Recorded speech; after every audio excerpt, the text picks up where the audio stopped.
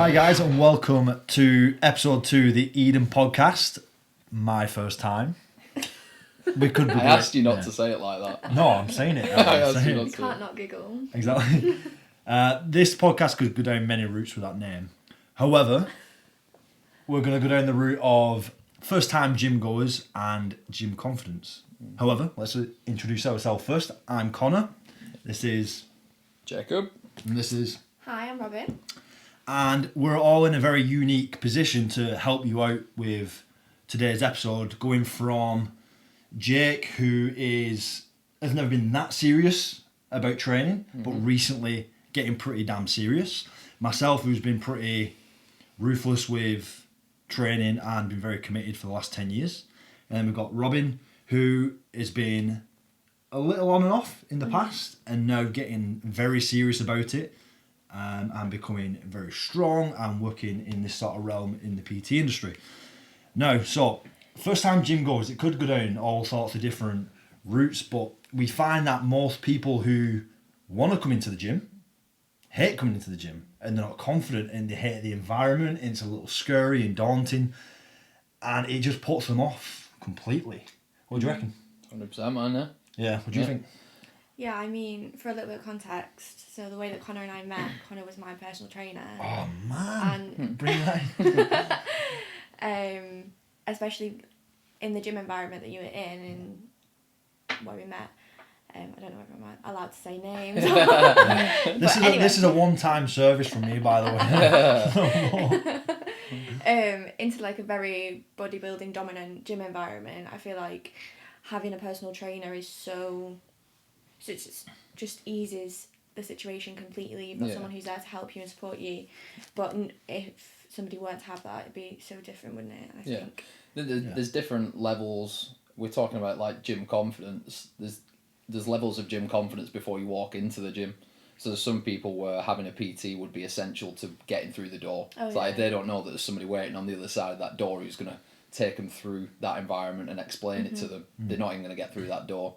There's other people that are willing to make themselves look like an idiot and stumble through, and it doesn't bother them, or not that there's anything wrong with one or the other, but there is different levels out there that we're trying to address. Yeah, in relation to that, I've had clientele who would wait outside until I kind of came and got them to bring them into the gym because of that unconfident. Yeah, I can imagine that, yeah. And then, I'm a little surprised, but I can imagine it, yeah. Yeah, and then once we're in there, the to quote it almost, it's like I was the barrier around everybody in there, right? But then I've had people who would come in without you knowing, and it turns out they're warming up on the squat. Yeah. And they're good to go. They just want you to push them a little further, and they need that sort of ruthlessness or It's a really valid point, actually. I hadn't thought of it like that. Yeah, so personal training is huge with gym confidence. Yeah. It can be a great tool to add. And, even... It's a little bit boring, but talking about even from a safety point of view, like genuinely, I've had a lot of previous injuries through playing rugby and doing stupid things, and friends You didn't turn their phone off. Oh, that was me. My bad. We'll get over it. Podcast 101. Ruined. Scrap it. Yeah. You're off the team. Where was I? You're off the team. Bye. Bye, Felicia. I've genuinely forgot what I was saying now. Talk about gym confidence. Let's talk about my poor memory instead. Gym confidence, yeah. Totally can't remember what I was saying. So talking about having a personal trainer is a really good route to go down if you're a little bit unsure about that was it. I was talking boring safety things, yeah. So genuinely, injuries. If you've got past injuries or whatever, like I have, boohoo, you can really benefit from having a PT. Properly, yeah. 100%, yeah. Sort your form out before you do anything. Yeah, just from experience as well. The sheer amount of people you see in the gym who have no fucking clue what they're doing with shitty form. So much confidence. They are so... Yeah. But to be fair, if nobody's ever told them and they don't know any better, then, they're doing the best that they can. And this is the thing, that if you're walking to a gym and you see all these guys with muscle and they're throwing weight around, honestly, the amount of times they have no fucking clue what they're doing. Yeah. There's probably some guy on the treadmill who's training way more effectively than these big guys who look like they're training effectively. I think that was definitely something at a university gym because I don't know, for the university that I went to in Sheffield, the gym was dominated by all the boys that did water polo, swimming, rugby, football, and very few of anybody else. Right. So going into that gym by yourself, especially as a girl, female, a woman actually, I'm not a girl Upgraded anymore. yourself, yeah. It can be really intimidating because, and especially if you want to use that equipment. So I was always sort of looking to use a bench or a squat rack, and you'd find that boys are maybe not hogging it, but taking more time than they need to because too much banter in between sets and what have you. Yep. Excuse me, love. Can I train my biceps on that? No, you can't. Fuck off. Yeah. So, gym confidence, like we said, PT huge. A variety of different reasons. Yeah. I think other things, if we're talking gym confidence, can be what knowledge you walk into the gym with already. Sort of self-research before you go in there. Do your due diligence. So first of all, you'll gain confidence by knowing what you want to achieve. So I hate even saying it, but set yourself a goal. I've heard that so many times. But set yourself a goal. Doesn't matter what it is, fitness. I almost said the forbidden word of toning then, just because I always laugh when I hear it. Well, I edit that out. Yeah. So whatever it is, whether it's fitness, losing weight, bulking, whether it's toning your fat, your belly fat, make sure you. What does toning mean? Edit it all out. You have to tone your belly fat. Everybody I think knows it's that. a really good thing about the growth of the fitness industry though, and I know there are issues with people posting their workouts online and things like that because there's not a one style suits all. But it does help to educate people and give them a little 100%. Bit of a glimpse of things that they could possibly do. Decide what you're in the gym to achieve. Do some background research. Figure out what style of training will help you. There's plenty of information out there. There's so much. There's a lot of bullshit out there as well. However, from a complete novice point of view, even some bullshit could help you a little bit. Ultimately, as well, if you're shifting some weight around, whether you want to lose fat, whether you want to get stronger, whether you want just a little bit more confidence, it's going to help. Whether you want to tone no. your belly fat. Honestly. No, that's when you need a detox tea. Oh, yeah, sorry. And a skinny wrap. Yeah. 100%. Yeah. Go ahead. Not in the form of carbs. Does that work? Yeah. Oh, yeah. Should we sell it? Yeah, I'll get one of those. 10 grand. I'll add it to my shopping list. But yeah, it's what you're on about having a goal for people. That's extremely important, but where you walk into the gym with confidence, knowing your environment. So let's go really basic. Book an induction, for one. I know most people hate it, but no, genuinely, if you are an absolute first time goer and you have no idea about the gym. Especially in a new gym as well, if you haven't trained at that gym before, because I've had times before where we've recently started training at another gym now, and the kit's quite close quarters. They're all quite close to each other, and from a glance, it's where is the machine that I'm trying to use? So it even can be overwhelming. That's right. You might think, I'll just do this exercise because I don't want to look for that piece. I know it sounds so silly, but I do it anyway. No, so if I do it, some other people must do it. So and there's nothing that throws you off your workout more than not knowing where the kit is. Exactly. We've just done it in the gym in Bolton, where there's 2 floors of kit, and it's all so spread out. You go in, I want to train back today. I kind of new pull down. Where the hell's the seated row machine? And it sort of throws you off, your routine and your vibe that you go in with, and that confidence you normally would go in with once you know a gym like the back of your hand. Yeah, I think you and I as well, because we train together, it's not too bad, and you've got a lot of experience, and I'm quite comfortable in a gym. However, if you're... Oh my dude, right, I'm gonna... Jake, you're out. I'm sorry. Leave. Shut the door on your way out. Sorry, guys. You have to sign the gym off to me. No. But if you're going in by yourself, it can really throw you off, or if you're feeling embarrassed to walk... I'm doing it! If you can be embarrassed to walk around and look for it, you might think... Because at the end of the day, nobody is watching anybody else in the gym, typically. They're much too focused back on themselves. But you might feel really silly walking around and testing things out, or thinking, what is the hell is this, or... And you know what, that's a good point, because even though you might feel silly, other people aren't judging you in a gym. No. No one actually, everyone is genuinely focused on getting bigger arms that day. Or how much am I going to squat. People aren't focusing on you. And the more we can get comfortable realising that, the better we'll train, the more comfortable we'll be. Have you ever had it the other way around, where you've had, whether it's a client or you've just spotted somebody new to the gym, where so we're talking about having confidence and where you can gain that confidence from. Have you ever seen it the other way around, where somebody comes in with too much confidence, maybe an ego or whatever, and you need to back them off a little bit? You know what I mean? Yeah. I mean, just playing devil's advocate, but it must, that must happen, I'd imagine. I've had clients come in where they're that ego driven that they're not actually willing to listen. So I want to increase my bench press. Well, go on, let's put my max on, and they don't realise or don't listen as to why that doesn't help. Right. And that can go the complete other way. It can injure you, it's going to get you no progress. And then from a non-client point of view, I've seen members come in who are that insecure about how much weight they lift, they won't even warm up. Right. It's just like deadlift, all right, put 180 on, put 220 on, I'll rip it off the ground. And then they're done with deadlifting. And there's nothing actually happening other than stroking their own ego. And that's having way too much confidence in the gym that you're actually getting nothing out of it. Yeah, you've got to train smartly. Yeah. Yeah. There's no room for an ego. No. Yeah. No. I just assume there must be some people out there like that. Yeah, absolutely. Yeah. So we've got confidence from maybe having a PT, maybe having an induction, maybe ego checking yourself if you're the other way inclined. I suppose confidence, I don't want to kind of tie it in too much to everything, because, you do gain confidence from everything. However, you could go as granular to talk about your diet, your hydration levels. All of these things will improve your confidence. Yeah. Being awake's always handy. Yeah, don't want any sleepwalkers. You struggle to make as many gains when you're asleep in the gym. Don't fall asleep under a bench press. Yeah, but no, genuinely, these things will come into play in terms of gym confidence. If you're going into the gym nicely hydrated, you've had some food not too far before, maybe you've had some carbs ready to give you a G up, you've had some coffee, you've had a pre-workout, whatever. All adds to your gym confidence. Yeah, absolutely. And then what I guarantee nobody's actually thought of is your clothing, what you're wearing.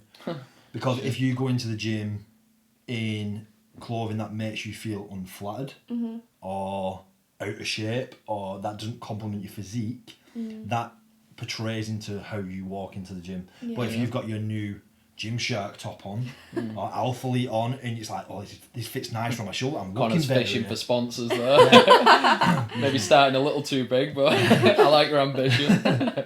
So if you're wearing that nice t-shirt or that nice sports top or whatever it may be, you're gonna train better. Maybe you're wearing your Eden gym t-shirt. Yeah. Maybe you've got all of your apparel from us, and you're just Eden head to toe. Are they on sale yet, Jake? That's a problem. By the time it comes out. Yeah, by the time it comes out, maybe they will be.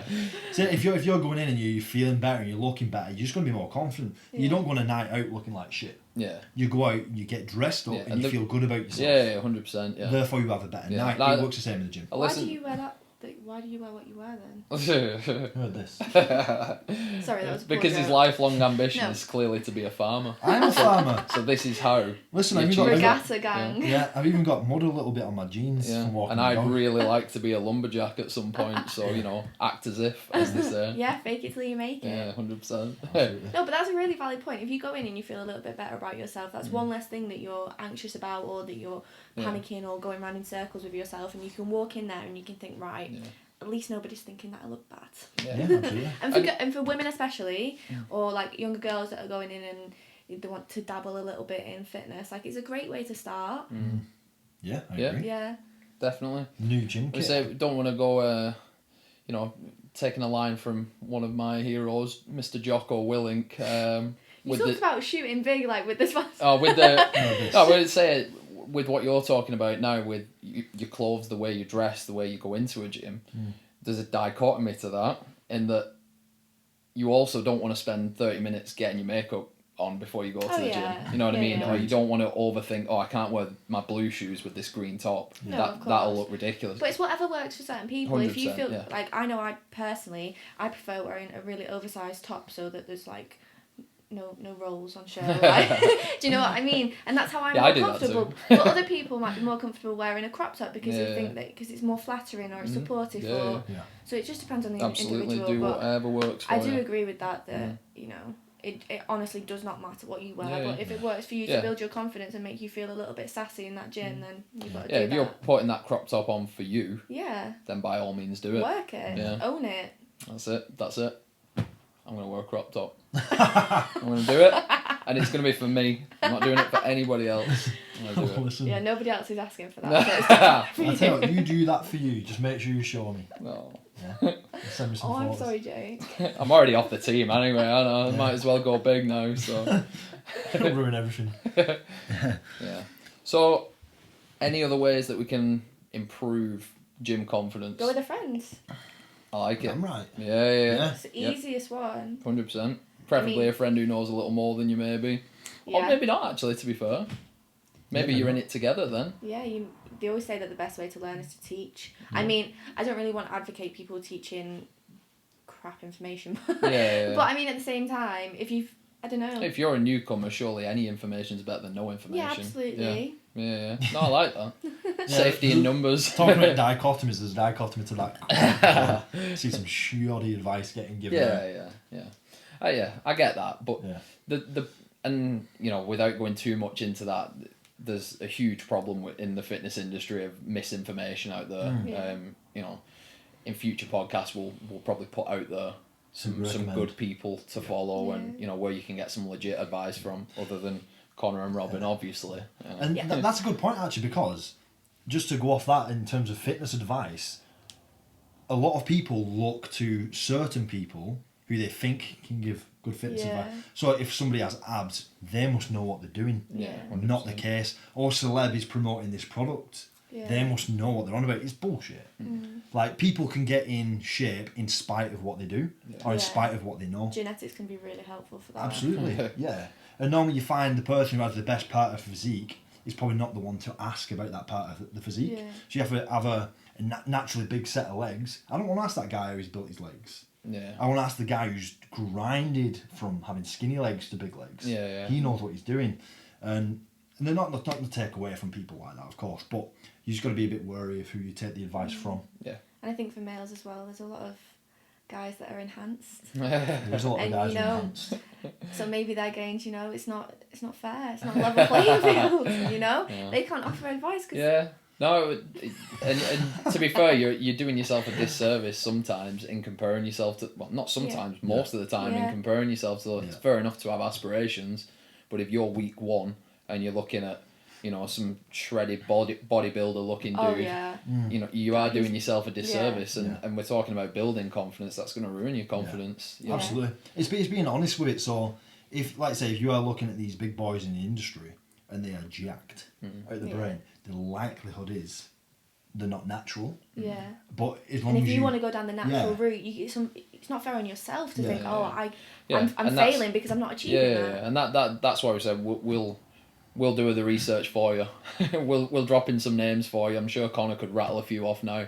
Maybe one for another day, but we can definitely do that. We can make a few episodes out of that. Drop some real solid information in there that people can follow from us and from the people that we've gained that information from as well. 100%. I think the thing is just making sure that you're diligent in your research and before you decide like what path to take, because I know that even though I've qualified as a personal trainer now and I'm sort of qualified to give advice, I still find myself checking myself and want to research and just make sure that anything that I have to say is correct, or that it's applicable to that person or suitable. And I think like a lot of celebrities that have made their name through different means and then have kind of come into the fitness industry without any background, experience, maybe they're not the best person to go to. Maybe you want to go to the person who's researching a little bit more. And it's interesting you say that as well, because that kind of,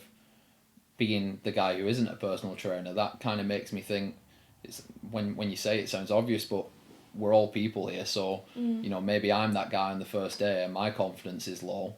Maybe it's your first day on the job, or you've had a real confidence knock yourself that day and you're second guessing yourself. There could be a side to it where not just the first time gym goers, maybe the experienced gym goer or the experienced PT, the new PT, the second guessing themselves, their confidence is low. And even we're saying about getting the information that's out there for different levels of where you're at right now. And that's being open to being wrong as well. So let's say you're a first time gym goer and now you're a year in and you're more experienced and you're way more confident. it's still being open to learning something new. Yeah, absolutely. Realise that you can always get better, you can always have better form, you can always train smarter, you can always have a better training programme. I think being open that, to that and that's huge as well. Like, that translates into literally everything. So I remember we said in the last episode, we briefly touched on it. We had a meal. That was weird. I said like 4 words in one, and we had a meal prep company. Me and Connor, and I was the chef for that. Now, I should have the confidence to say my food is shit hot. It's gonna blow you away.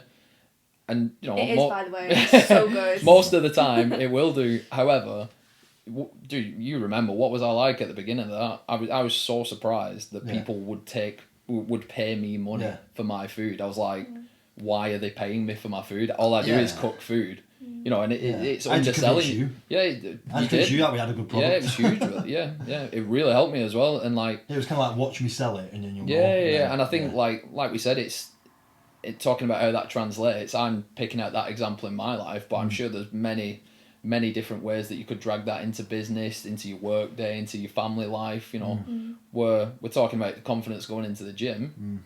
You know, all translates into real life, and you know, I'm sure, like I said, I'd give my example of meal prep. There'll probably be one for you as an early PT or as a terrible employee in Marks and Spencer's, who knows? I wasn't destined for employed, was I? But I'm like a decade into this now, and I still consistently learn. I'm still like following all the top guys in the industry, trying to learn more and more and more. And there's still stuff I do almost second guess myself with, in a sense of when I'm teaching. So for example, Robin was trying to feel a hamstring curl and hamstrings more the other day. I still can't. Still feel it in my glutes or in my calves. And honestly, like, hamstring curls are so set up in like totally different ways, no matter whichever like product you buy or whichever company you buy a hamstring curl from, that everyone feels it differently. Everyone's biomechanics are different for that machine. So you're constantly trying to teach it differently. And I always second guess myself to teaching a freaking hamstring curl, someone to feel it in the hamstrings. Like, maybe try this position, this position, this position. There's no like one size fits all of it. And it's realising that with your knowledge, that even if you feel like you're smart with it, that's not the be all end all. Learn more, get better, teach better, train better. So even, and this is the thing, like, this is me a decade in feeling this way. So for newbies in the gym, realise that everyone has probably got the same sort of insecurity in the gym that you have, or had it and has moved past it. And what I do find, especially if you're in the right environment, is these experienced people are so willing to help you. And when they see you, they kind of know you're new. You give off that vibe. And people aren't judging you. They're kind of like, if you want help, I'm here. Do you know what I mean? Lars, you're off the team.